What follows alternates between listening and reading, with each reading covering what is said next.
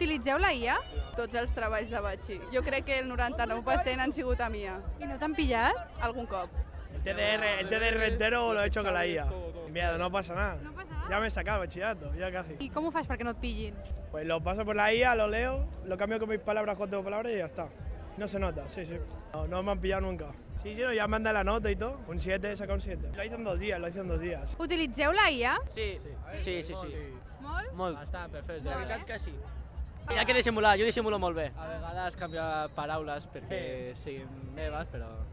I què ha passat quan t'han pillat? Que m'han posat un 0. Com ho feu per dissimular? Amb l'ordinador canviem la pantalla, posem 2 pantalles, a una posem com l'activitat i a l'altra posem el xat GPT, llavors ho anem canviant cada cop que la profe s'apropa. I us han pillat algun cop? Bueno, un cop només. Alguna vegada sí.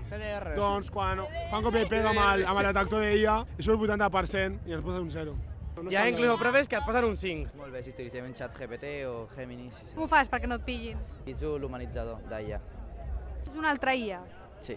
Deures. Sí.